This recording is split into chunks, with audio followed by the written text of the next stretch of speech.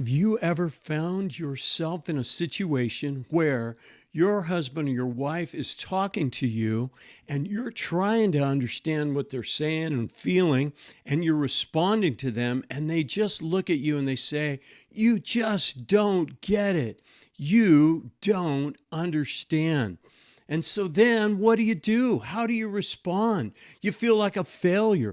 Or maybe you find yourself in a repetitive argument with someone, your husband or your wife, and they're repeating themselves over and over to you, and you don't know what to do. You don't know what to say. Well, welcome to the Turn It Up Marriage Tips and Tools Show, where I provide faith-based tips and tools from God's Word that will strengthen your marriage and make it better. And today we're going to look at a skill that will transform your marriage or relationship.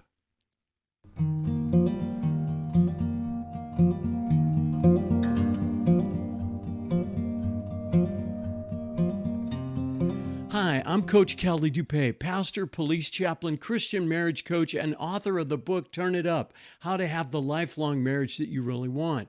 Today, we're going to be talking about understanding your spouse better and helping them feel understood. So if you've ever had your spouse say to you, "You just don't get it," they're not saying that you're stupid. They are saying that they don't feel you understand them. Or if you've ever been in a conversation with your husband or wife and they continue to repeat themselves over and over again, and you wonder why they're doing that. Well, unless that person has a mental deficiency of some type, they're usually not feeling understood. And when you don't feel understood, there's sort of this need to keep saying it over and over again, because maybe after they hear it for the umpteenth time, they'll understand. You see, one of the greatest needs and desires all of us have is to be understood. And your job as a husband or as a wife is to help your spouse feel understood. Well, here are some things that we can do to accomplish this goal so that we can help the people closest to us feel understood. First, choose to listen. You see, hearing is something that happens when sound reaches your ears. Listening, though, is a conscious choice that you need to make if you want to have meaningful conversation with someone. So listen, focus on that. Whether your spouse is sharing about your day, or your supervisor is giving you instructions, or your kid is talking about what happened at school, they want you to get what they're trying to say. They want you to understand it. Your job is to focus on listening and not speaking. So choosing to listen starts with focusing your attention. Turn off the TV, put down your phone, turn towards the other person and give them undivided attention. And then do this. Don't think about what you're going to say. Focus on what they are saying. The next thing I want to encourage you to do is ask questions in a non-judgmental way. So this is not an interrogation. You don't want to make them feel like you're judging them. You just want to learn more about what happened or to clarify what the person is communicating. So sometimes using the word why can be very judgmental. So be careful in how you use that. But you want to ask questions. The other thing you can do is try to empathize with the person by seeing the situation from their point of view and feeling what they're feeling.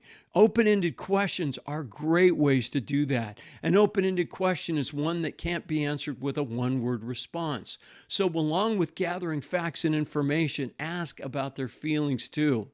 Thirdly, then, paraphrase what you heard to see if you got it right.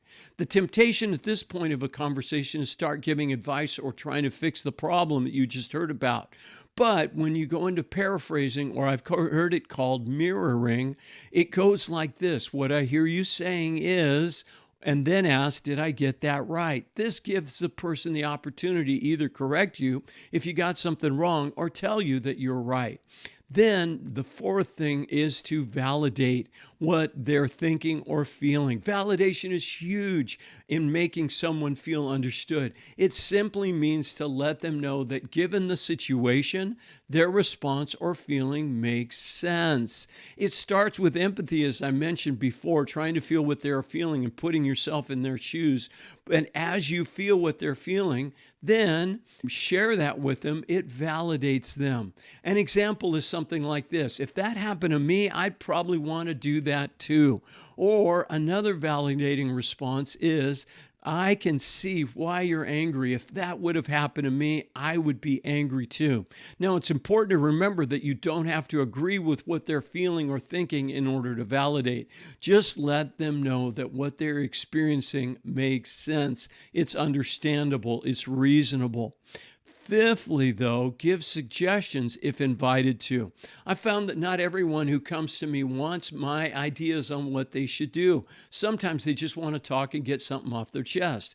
But if they do ask for your advice, make sure you're giving suggestions rather than putting shoulds on them. A suggestion empowers the person to consider your input, and then they get to make the decision about what they want to do. Giving advice using the word should sounds like a command that they must follow if they want to please you.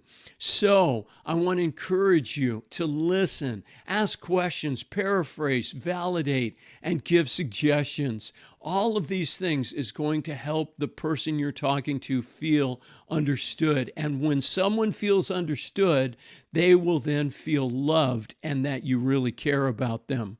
Let's remember that God understands us. Psalm 139 verses 1-2 says, "O Lord, you have searched me and known me. You know my sitting down and my rising up. You understand my thoughts afar off." So ask God to help you. He understands how challenging this is, and put some of these suggestions into practice, and I think you'll do a better job at making the person you love, especially your husband or wife, feel understood. Well, don't forget to apply these tips on a regular basis so that you can have a deeper connection with your spouse.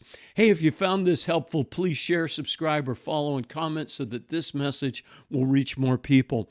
And if you'd like to improve the communication in your marriage or relationship, I want to send you my free guide called Speak Love, 5 communication tips for a stronger relationship. Just type the word guide in the comments or reach out to me with a direct message and let's set up a call. I'd be glad to help you. Thank you for tuning in to the Turn It Up Marriage Tips and Tools Show. God bless you, and may God bless all your relationships.